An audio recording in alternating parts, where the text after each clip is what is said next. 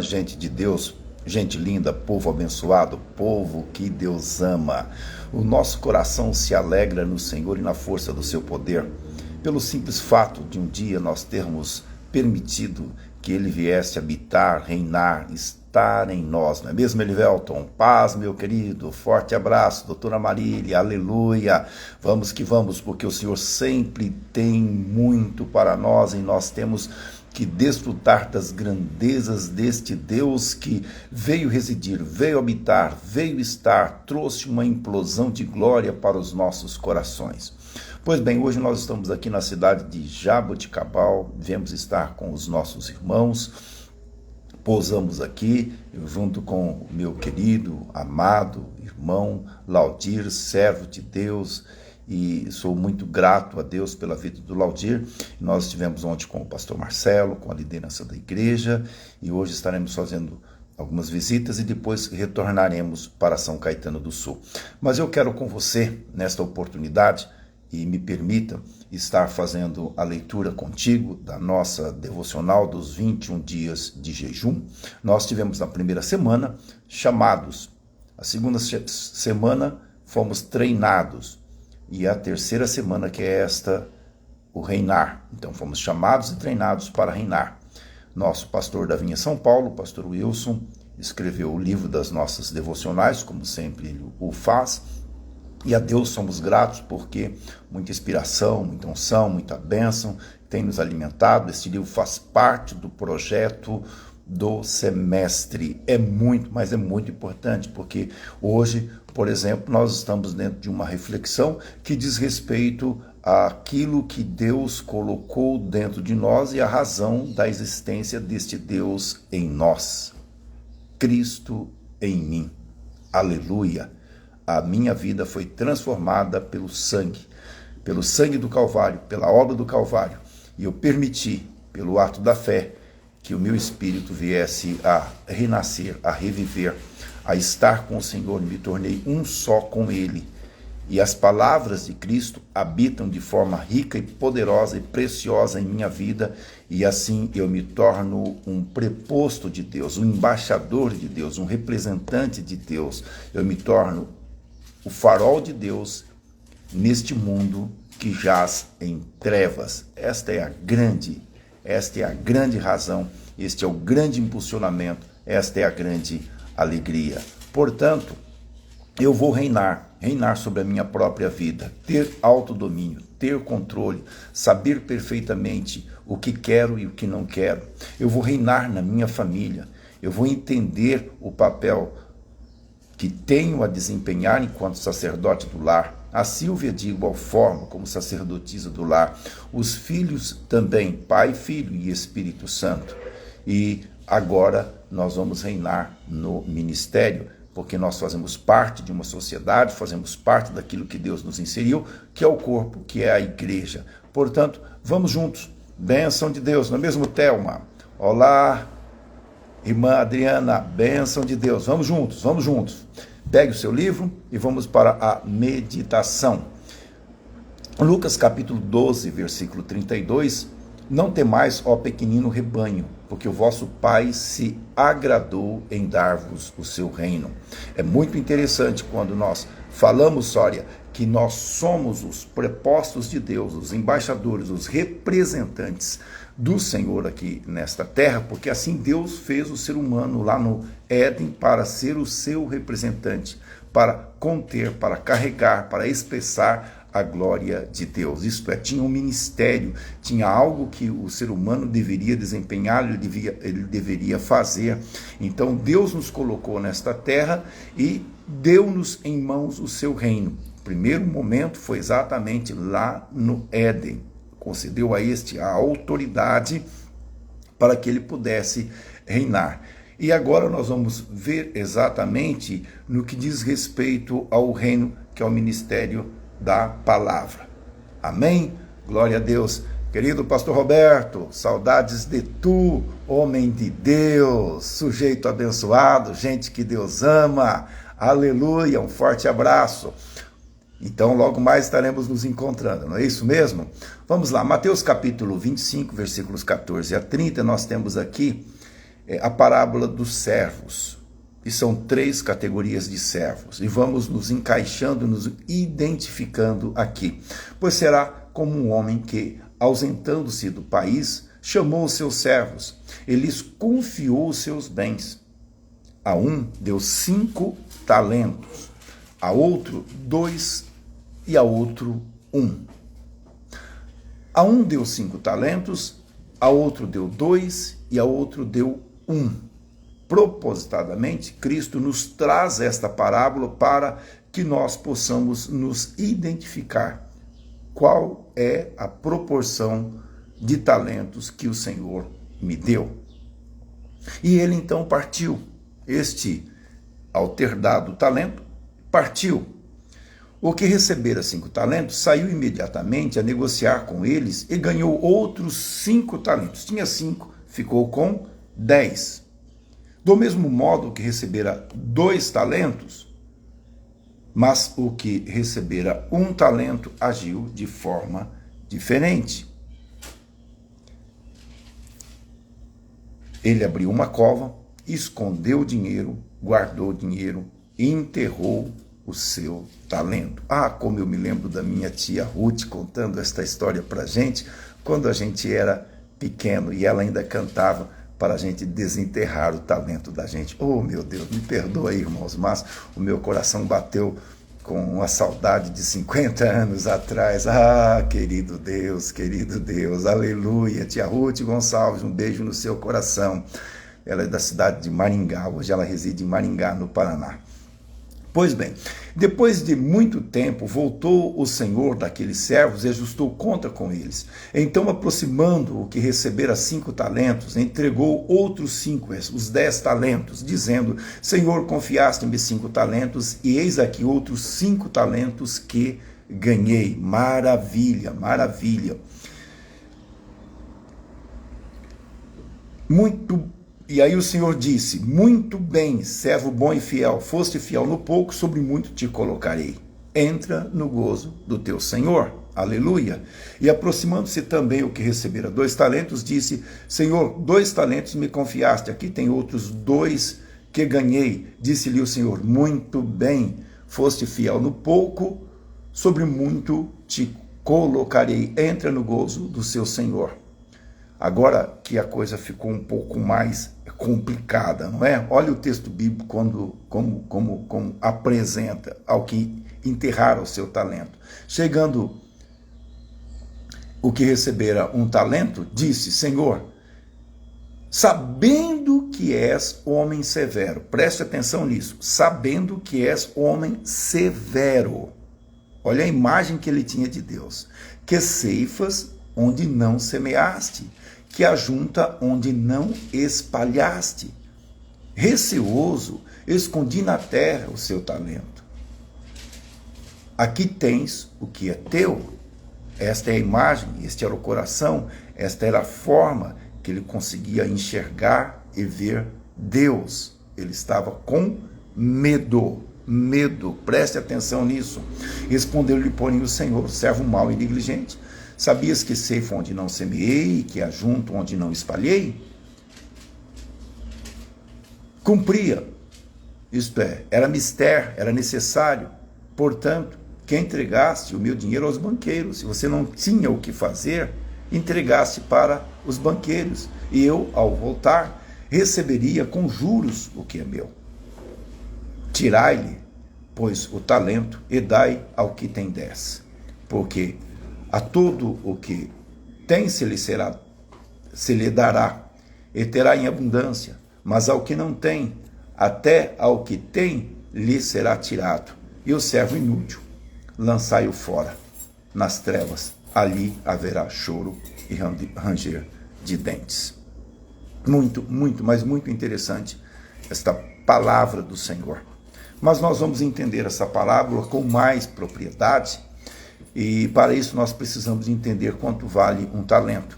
O pastor Wilson, em sua pesquisa, ele nos trouxe de que hoje valeria por volta de 14 reais não, 14 dólares não, 14 mil não, 14 milhões. Um talento estaria valendo por cerca de 14 milhões de reais. Veja que foi colocado nas mãos das pessoas um valor milionário. E eles bem sabiam disso, o valor e a importância do que eles receberam do Senhor. Claudemir, um forte abraço, meu querido. O seu ministério, o que Deus colocou na sua mão, tem um valor incalculável. Bom, o primeiro passo é só a gente parar para refletir que não tem preço o sangue da cruz do Calvário, porque diz respeito ao Filho de Deus, ao Senhor Jesus, e o preço foi pago de acordo com a falta, isto é, na demanda celestial, havia necessidade do resgate da humanidade. E o que é que o Senhor fez? Verteu o seu sangue e nos purificou e nos comprou de volta, nos redimiu, nos resgatou, nos regenerou, colocou a vida de Deus dentro de nós. Portanto, nós nos tornamos um só com o Senhor. Isso não tem valor, é incalculável. Agora, o Senhor nos colocou como seus representantes nesta terra. E aí você para refletir, a partir desta ótica, desta realidade, a salvação da humanidade, onde está? Na base, que é o valor do talento. Porque tudo quanto nós estivermos aqui por fazer, está relacionado ao eterno propósito de Deus. É permitir que cada vez mais nos pareçamos com o filho mais velho, com o irmão mais velho, que é Jesus Cristo, e nós nos tornemos a semelhança dele. E nós precisamos de ir para o resgate, oferecer a obra da cruz, a mensagem das boas novas de salvação para aqueles que jazem em trevas, que estão perdidos, que estão sucumbidos no lamaçal do pecado. Entendeu? Então, isso é incalculável, porque nós estamos pegando exatamente aquilo que aconteceu na cruz, o sangue de Jesus, e oferecendo para as pessoas. É incalculável o reino de Deus. A obra, então este ministério que Deus colocou em nossas mãos, ele é muito mais superior do que um talento, ou do que 2 talentos, do que 5 talentos, é incalculável, porque diz respeito à vida da humanidade. E a vida da humanidade está exatamente na cruz. E o valor da cruz é incalculável. Então, se você parar para refletir, hoje nós temos cerca de 8 bilhões de pessoas. Mas, em todos os tempos, em todas as épocas, desde o Éden, se você calcular o número de pessoas, foi por cada uma delas que Jesus Cristo morreu na cruz do Calvário.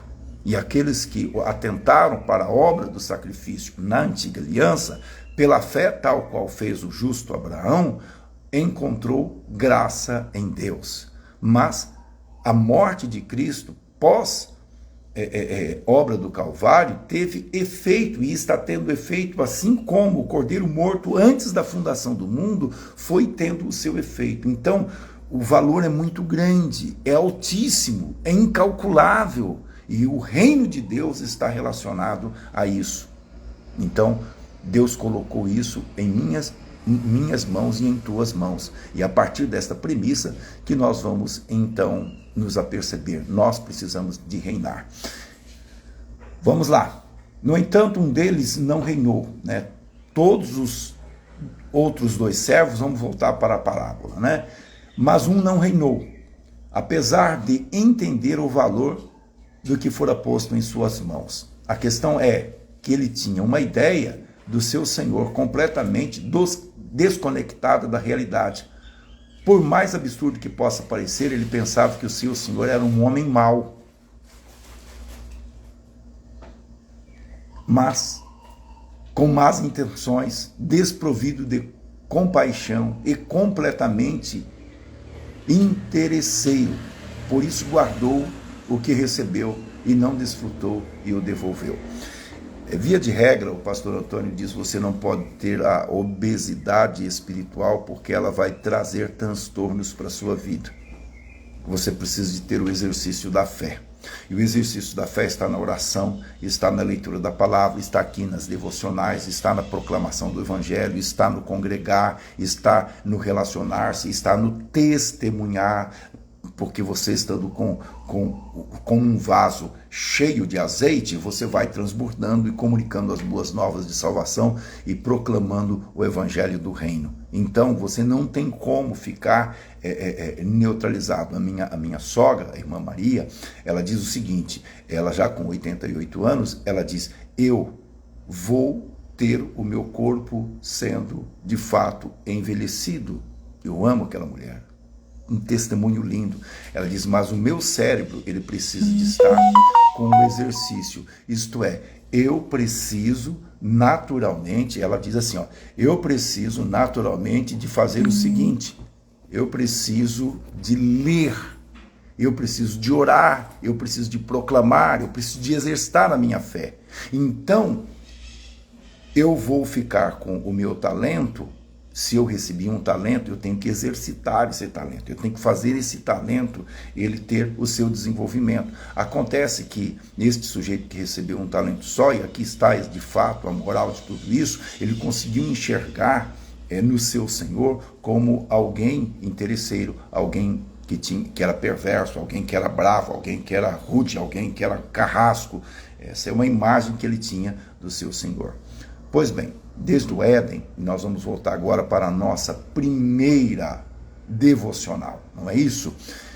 Desde o Éden, essa tem sido a atitude daqueles que não entenderam ainda a graça de Deus, estão atrás das árvores, escondidos atrás das árvores, estão imobilizados diante do chamado do Senhor.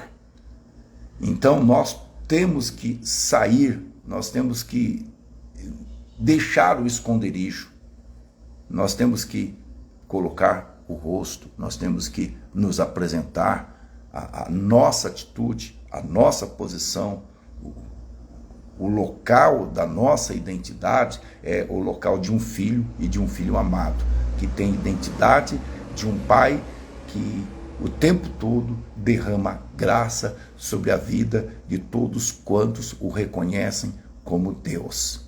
O que Jesus disse, porém, foi exatamente o oposto daqueles que entendem, que reconhecem que a obra de Deus ela é um peso, de que Deus ele é um carrasco. Ele diz assim, vinde a mim, Mateus 11, versículos 28 a 30, vinde a mim todos vós que estáis cansados, sobrecarregados, eu vos aliviarei.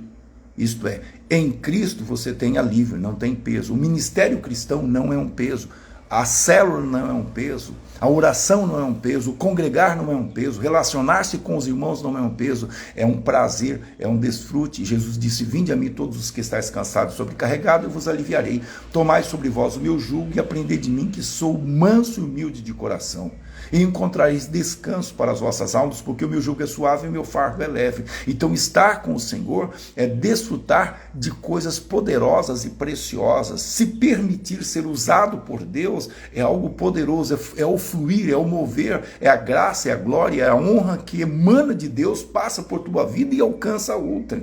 Aleluia! Deus quer proporcionar a mesma alegria que está dentro de mim para você e para todos quantos vivem nesta terra. Deus não faz distinção de pessoas, e ele depende exatamente de que a gente tenha uma posição, e esta posição é estar não com medo de Deus, não estar exatamente olhando para o Senhor e tendo tristeza, estando se escondendo ou enterrando o talento de trás das árvores. Não, vamos, se posicione, levante a tua cabeça, avante. O Senhor te ama, o Senhor te separou, o Senhor te escolheu, e não deixa que o medo venha parar a sua alegria. Nós precisamos desta alegria, porque a alegria do Senhor é a nossa força. Nós temos que reinar, nós temos que entender a graça de Deus, nós temos que entender que o Senhor é um Deus todo-poderoso. Isso vai fazer com que você tenha motivação, que você tenha combustível, que você avance, e você tem que saber que Deus é Deus e Ele se manifestou para você. Então, nós vamos, neste momento, fazer o processo da multiplicação. E a multiplicação está no desenvolvimento. Aquele Senhor, ele representava quem? Ele representava Deus. Então, qual é a imagem que você tem de Deus? Como você consegue ver Deus? Um pai amoroso, um pai bondoso, caritativo, que o tempo todo está olhando para você, te acolhendo, você está abrigado debaixo das asas do Altíssimo, no esconderijo do Onipotente? Você está com a proteção de Deus? Ou você simplesmente está entendendo que ele o tempo todo está com o dedo em riste, lhe acusando, lhe condenando e procurando alguma falha, algum defeito? Não, ele manifesta graça sobre você, e graça se chama Jesus. A capa da justiça é Jesus, que ela está sobre a sua vida. Ele olha para você e vê Cristo, e vê Cristo, e vê Cristo, valor incalculável. Você é a justiça de Deus em Cristo Jesus. E sendo assim, você vai reinar. Você vai ter liberdade para desempenhar as suas funções. Sabe, nós falamos que eu reino na minha vida, você reina na sua vida. Você tem um domínio próprio em Cristo Jesus. Você sabe dizer não para as muitas coisas. Você consegue olhar para o ambiente da sua casa e ter a harmonia da sua família, e você reina na sua família, desempenhando os seus papéis e as suas funções, de acordo com quem você é dentro da sua casa, porque tem a identidade de um filho e tem Cristo em sua vida. Agora, onde você trabalha? O seu ambiente de trabalho. Você precisa de saber que você é um preposto de Deus, é um embaixador do Senhor. Na escola, entende? Você estuda, as pessoas precisam saber quem é você.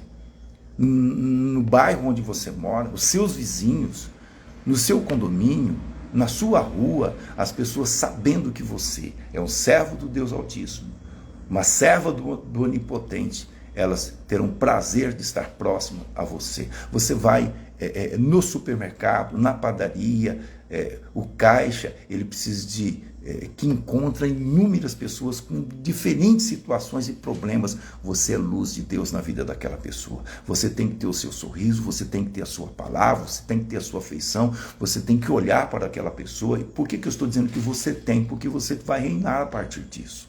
Você deve manifestar isso.